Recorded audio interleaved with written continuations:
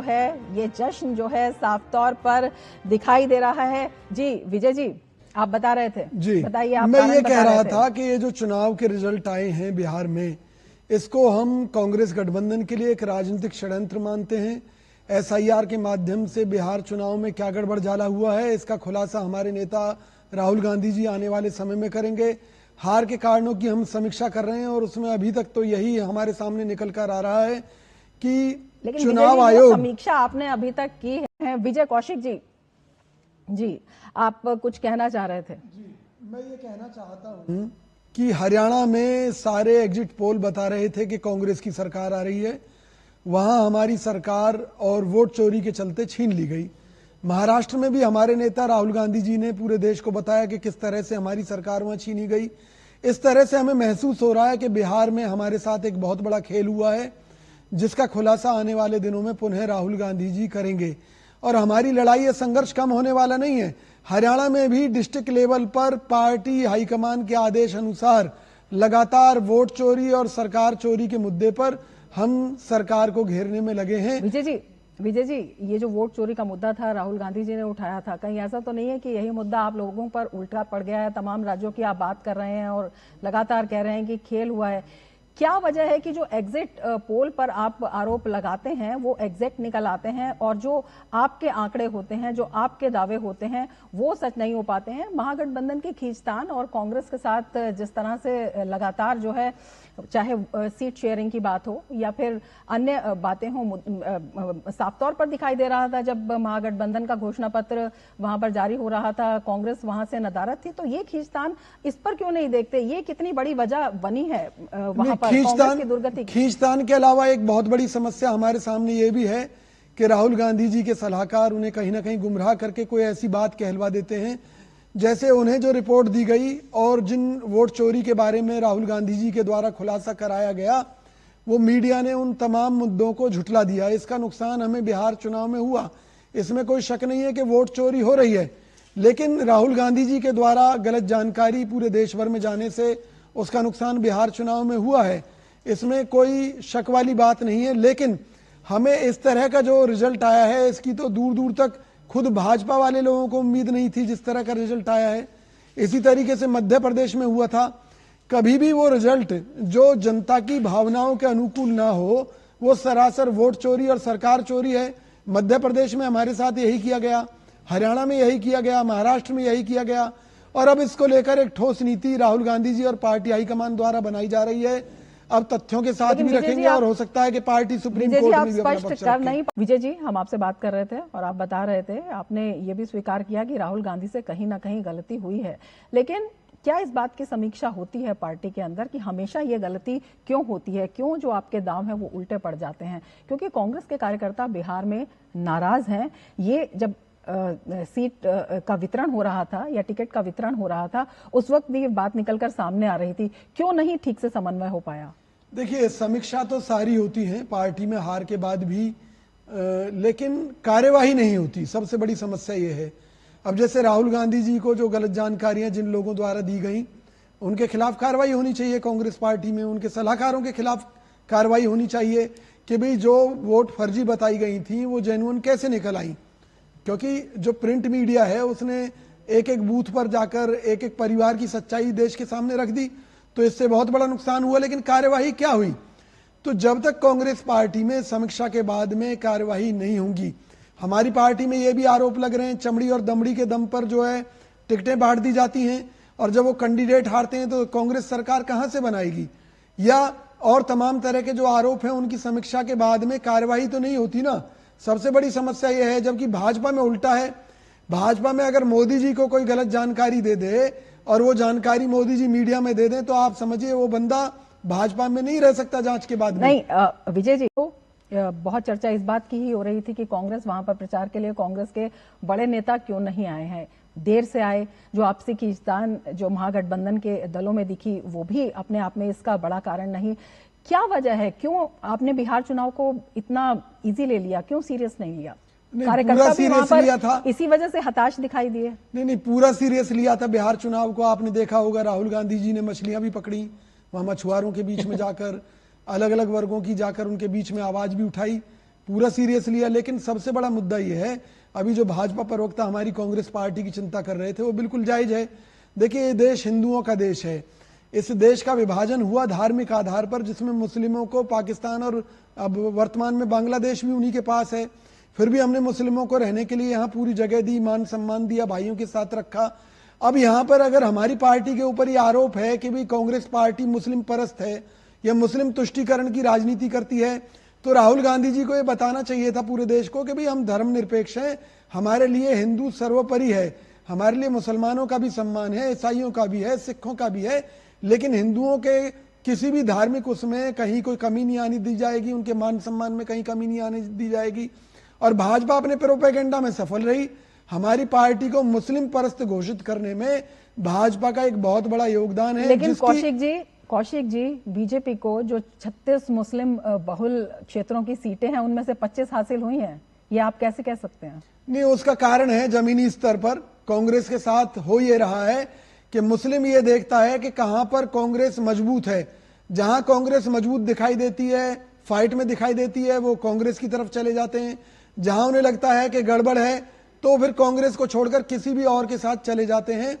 इस बात की रिसर्च हमारी पार्टी में हो चुकी है, लेकिन फिर भी कहीं ना कहीं मैंने कहा कि समीक्षा के बाद उन पर काम नहीं होता, उन चीजों पर जिसका नुकसान हमारी पार्टी को झेलना पड़ता है। लेकिन बिहार का चुनाव विशुद्ध रूप से वोट चोरी का है, विशुद्ध रूप से SIR के माध्यम से एक षड्यंत्र का है, जिसका खुलासा आने वाले समय में राहुल गांधी जी करेंगे। बिल्कुल। विजय जी बताइए, क्यों जो संवैधानिक अधिकार है, जो हथियार है, उनका प्रयोग नहीं करते हैं? संवैधानिक संस्थाओं पर ही आप सवाल उठा देते हैं। देखिए, राहुल गांधी जी पूरे देश के सामने स्पष्ट कर चुके हैं कि वो वोट चोरी और इन सब मुद्दों को लेकर ना तो चुनाव आयोग के पास जाएंगे, ना सुप्रीम कोर्ट के पास जाएंगे। इससे बड़ा स्टैंड हमारा क्लियर है कि हमारा संवैधानिक संस्थाओं पर विश्वास खत्म होता जा रहा है या खत्म हो चुका है। दूसरी चीज, जैन जी से राहुल गांधी जी को पूरी उम्मीद है। इसी उम्मीद के चलते पूरे देश भर में वोट चोरी और इन सारी जो भाजपा के षड्यंत्र हैं उनको बेनकाब करने के लिए हम जमीनी स्तर पर आंदोलन शुरू कर रहे हैं। पूरे देश भर में आंदोलन राहुल गांधी जी के नेतृत्व में शुरू होगा। तो सबसे बड़ी बात यही है कि विश्वास खत्म होना। कांग्रेस पार्टी की तरफ से सभी कार्यकर्ताओं का राहुल गांधी जी का संवैधानिक संस्थाओं पर भरोसा कम है या खत्म हुआ है। तो निश्चित तौर पर हम ये मानते हैं कि भाई ये लड़ाई जनता की अदालत में लड़ी जाए और एक आर पार की मुकम्मल लड़ाई भाजपा के साथ लड़ी जाए। जनता ने तो कहीं ना कहीं नकार दिया है ना। जनता ने शायद इसीलिए नकारा है। संवैधानिक संस्थाओं पर आप अविश्वास की बात, बड़ा सटीक सवाल जो है वो कौशल जी ने उठाया है। 95वीं हार, ये अपने आप में जो है एक बड़ा आंकड़ा है और बड़ा, जिसे कह रहे हैं कि जागने का एक अलर्ट है। क्यों जो है राहुल गांधी कांग्रेस की इस तरह की मजबूरी बने हुए हैं? क्या ये जो परिवारवाद है यही जनता के गले नहीं उतर रहा है? देखिए, कांग्रेस के कार्यकर्ताओं को राहुल गांधी जी में नेतृत्व की क्षमता दिखाई देती है, पहली बात। लेकिन आप ही बता रहे थे कि हताश हैं लोग। दूसरी बात, बिहार में भी हताश रहे कार्यकर्ता। अच्छा, मैं सबूत के साथ एक बात बता देता हूं। बताइए। भाई, जनता ने तो इसलिए गांधी परिवार को सिर आंखों पर बिठा रखा है कि इनके पूर्वजों ने देश के लिए कुर्बानी दी अपनी जान तक की। इंदिरा गांधी जी हों, नेहरू जी भी इस देश की मिट्टी में मिल गए। लेकिन जब राहुल गांधी जी ने राष्ट्रीय अध्यक्ष पद छोड़ा था कांग्रेस का, आपको याद हो, तो उन्होंने इस कारण से छोड़ा था कि उनके साथ उनके सलाहकारों ने धोखा दिया था और जो उन्हें तस्वीर दिखाई गई थी चुनाव की, तस्वीर उसके विपरीत मिली। तो उस झटके को राहुल गांधी जी नहीं सहन कर पाए और उन्होंने अपनी सीट छोड़ दी अध्यक्ष पद की। लेकिन आज भी परिस्थितियां तो वही है। आज वो सीट से बेशक हटे हैं, लेकिन सुप्रीम पावर तो वही है। परिस्थितियां बदल क्यों नहीं रही हैं जी? परिस्थितियां बदल क्यों नहीं रही हैं? परिस्थितियां यूं नहीं बड़े बदल बड़े रही ना। नेता हैं कांग्रेस के, जो बड़े बड़े नेता हैं, उन्होंने कांग्रेस का साथ छोड़ दिया है। नहीं, क्या वजह है? परिस्थितियां यूं नहीं बदल रही कि संघर्ष के इस समय में कोई आगे आकर तैयार नहीं है और राहुल गांधी जी ही आगे आगे अपना चल रहे हैं और बाकी सारी कांग्रेस उनके पीछे चल रही है। और तो बीजेपी का मुकाबला कैसे करेगी कांग्रेस? बीजेपी का मुकाबला ऐसे ही करेंगे कि ठंड में भी टी-शर्ट पहनकर हम अपनी ताकत का इजहार करेंगे। हम देश को बताएंगे कि भी बाबा बागेश्वर 220 किलोमीटर में जो है कुल बेहोश हो गए और राहुल गांधी जी ने पूर्व से पश्चिम तक का रास्ता नाप लिया। जो उनका इंटरनल स्टेमिना है उसके दम पर हम इस देश में एक नई क्रांति खड़ा करना चाहते हैं। अब सबसे बड़ा मुद्दा यही आता है कि भाई संगठन ना होते हुए भी जिस तरह का संघर्ष राहुल गांधी जी कर रहे हैं, वो इस देश की जनता को जिस दिन स्वीकार होगा उस दिन देश में कांग्रेस की सरकार बन जाएगी। इसके बाद में मुझे कुछ बोलना है क्या? हाँ कौशिक जी, संगठन आपसे उन्होंने स्वीकार तो कर लिया है, कहीं ना कहीं नेतृत्व का भी, नीति का भी, समन्वय का अभाव है, विजय जी स्वीकार कर रहे हैं, लेकिन बाबा बागेश्वर का नाम लेके एक बड़ी बहस भी कौशिक जी छेड़ते हुए नजर आ रहे हैं। इस पर आप क्या कहना चाहेंगे? मैं इस पे कुछ नहीं कहना चाहूंगा। बाबा बागेश्वर एक धार्मिक गुरु हैं, आप उनसे कंपैरिजन करना चाहते हैं? धार्मिक गुरु है या राजनीतिक गुरु है या भाजपा का षड्यंत्र का पार्ट है? विजय जी मुझे बताइए। सुनिए, अच्छा मेरे कुछ सवाल ले लीजिए, आप जवाब दे देना, मैं मान जाऊंगा, मैं राजनीति छोड़ दूंगा। मुझे बताइए, इस देश का हिंदू 500 AQI से 600 AQI से मर रहा है, प्रदूषण से, बेरोजगारी से बर्बाद हो रहा है, महंगाई से बर्बाद हो रहा है, महंगी शिक्षा से बर्बाद हो रहा है। तो उन परिस्थितियों में अगर हिंदू जिंदा रहेगा, मैं तमाम आंकड़े बता सकता हूं, हिंदुओं में फर्टिलिटी के आंकड़े भी घटते जा रहे हैं, मतलब हालात बेहद खराब हैं। हिंदू जितना जाति में बंटकर एक दूसरे का दुश्मन बनता जा रहा है, अपने आप में ऐसी नजीर कहीं नहीं मिलेगी। तो उन परिस्थितियों में यह कहना कि हिंदू राष्ट्र बनाएंगे, क्या मोदी सरकार या कांग्रेस भी, मैं दावा करता हूं देश में कोई भी राजनीतिक दल इस देश को हिंदू राष्ट्र घोषित नहीं कर सकता, क्योंकि अगर हमें अंतर्राष्ट्रीय स्तर पर रहना है, व्यापार करना है, काम धंधे करने हैं, देश को समृद्ध बनाना है, तो हमें हिंदू राष्ट्र की बात त्याग कर सर्वधर्म सद्भाव की बात तो करनी ही होगी। मुझे बताइए, हिंदू अगर जिंदा रहेगा तभी तो हिंदू राष्ट्र बनेगा ना। की दशा है बिहार में, क्योंकि बिहार का चुनाव जो है वो देश की दिशा को भी तय करेगा। लगातार ये कहा जा रहा है आगामी कई चुनाव हैं, और इससे पहले भी कांग्रेस जिस तरह से सिमट कर आ गई है, कांग्रेस के पास कोई एक जिसे कह सकते हैं कि मजबूत सपोर्ट जो है इस वक्त नहीं है। जो आपके गठबंधन के सहयोगी हैं उनमें भी जो है दो फाड़ दिखाई देते हैं। किस तरह से आप आगे बढ़ेंगे ये बताइए।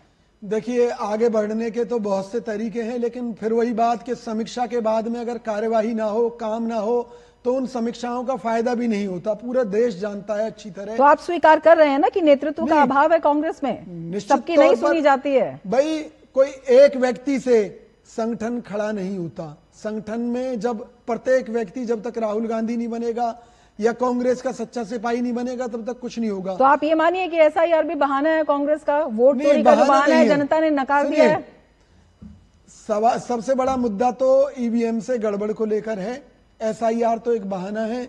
चुनाव प्रक्रिया में जो जो घालमेल है उनको राहुल गांधी जी ने उजागर किया है, वो जांच का विषय है। लेकिन भाई, जो एक विपक्ष के नेता के तौर पर उन्हें जानकारियां दी गई, उनको उठाना उनका फर्ज था। उन्होंने उठाया कि भी SIR में गड़बड़ है, उन्होंने उठाया कि भी वोट चोरी हो रही है। तो मुद्दे उन्होंने सही उठाए, मुद्दे गलत नहीं है, लेकिन वो मुद्दे क्या सचमुच में जमीनी स्तर के थे? क्या वो उनको सही जानकारी राहुल गांधी जी को दी गई थी? इसकी समीक्षा नहीं हुई, जिसका परिणाम बिल्कुल एक बड़ा सवाल भी है कि जो मुद्दे उठाए गए वो उठाए क्यों गए? कांग्रेस के पास जो जनता के मुद्दे थे वो नहीं थे, क्योंकि आप ही ये कह रहे हैं कि वो मुद्दे थे भी, उनमें संशय है जो चीज उठाई गई। उठ करके कांग्रेस बड़ी है कि गांधी परिवार बड़ा है, ये सवाल एक है। दूसरा, नहीं, कांग्रेस की बात है नहीं ना, राहुल गांधी की बात है। देश सबसे बड़ा है, देश के लिए हमारी कांग्रेस पार्टी का जन्म हुआ था और देश के लिए लड़ाई लड़नी चाहिए, मुद्दा देना चाहिए। देखिए, राहुल गांधी जी पर उंगली उठाने का हक नहीं है आपको। उन्होंने जिस तरह से राष्ट्रीय अध्यक्ष का पद छोड़ दिया, अगर आप कहोगे तो वो सब कुछ छोड़ने के लिए तैयार हैं, वो संन्यास लेने के लिए भी तैयार हैं इस देश के लिए। तो बाबा बागेश्वर के साथ पैदल चलने का कंपटीशन करें, उन्हीं के साथ बोलिए संन्यास। तो उसमें बाबा बागेश्वर हार जाएंगे ना, उनके सम्मान के लिए वो नहीं चल रहे उनके साथ पैदल। विजय जी, लोग पहन चुके हैं तो कह दीजिए चले जाए हिमालय में, जरा कैलाश में यात्रा वात्रा कर ले, पूजा वूजा कर ले, राम मंदिर चले जाए, थोड़ी भक्ति कर ले। नहीं, मोदी जी सवाल का जवाब दीजिए। मोदी जी अपनी राजनीति शुरू होने से पहले हिमालय हो आए, राहुल गांधी जी बाद में चले जाएंगे, दिक्कत क्या है? आपको दिक्कत क्या है बताइए। विजय जी एक बात बताइए, कांग्रेस के जो सारे समीकरण हैं, जो सारी समीक्षा है, वो राहुल गांधी पर शुरू होकर राहुल गांधी पर ही खत्म क्यों हो जाती है? आप बताते हैं कि राहुल गांधी ने गलत बयानी कर दी क्योंकि उनके सलाहकार ठीक नहीं थे। राहुल गांधी ने एक डिसीजन लिया क्योंकि उन्हें गलत चीज बताई गई थी। राहुल गांधी के तर्क गलत होते हैं क्योंकि उनके पास जो डेटा होता है उनको गलत दिया जाता है। तो अभी तक उन्होंने सुधारा क्यों है? हर बार सुधारा क्यों नहीं? हर बार यही बहाना क्यों दिखाई देता है? अब छठ पर वहां पर गए राहुल गांधी, उन्होंने छठ पर ही सवाल खड़ा कर दिया जो वहां के लोगों की आस्था से जुड़ा हुआ पर्व है। प्रधानमंत्री मोदी से आप तुलना कर रहे हैं, प्रधानमंत्री मोदी ने विश्व पटल पर छठ को एक पहचान दिलाई, तो किस तरह से ये तुलना आप कर सकते हैं? क्या जवाब है आपके पास इसका? देखिए, गांधी परिवार का इतिहास रहा है कि जनता के लिए संघर्ष करने के लिए उन्हें जेल जाकर यात्राएं करनी पड़ी। लेकिन जनता की भावनाएं क्यों नहीं समझ रहे? जनता के लिए नहीं, अपने परिवार को गद्दी पे बिठाने के लिए, अपने परिवार को, जवाहरलाल नेहरू जी को प्रधानमंत्री बनाने के लिए देश बांट दिया। अब मेरी बात सुन लीजिए, मेरी बात सुन लीजिए कि भाई बीजेपी इतने दिनों से दावा कर रही है, पिछले 10-12 साल से, कि राहुल गांधी जी को जेल भेजेंगे, जेल भेजेंगे।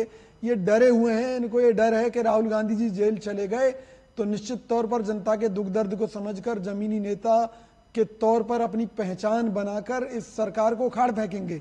असलियत में तो ये भ्रष्टाचार का आरोप लगाते हैं, लेकिन मतलब कांग्रेसी ये चाहते हैं कि राहुल गांधी जी को सरकार जेल में भेज दे। वो भ्रष्टाचार भाजपा की रग रग में बसा हुआ है। अरे विजय जी, हम संवैधानिक संस्थाओं का सम्मान करते हैं।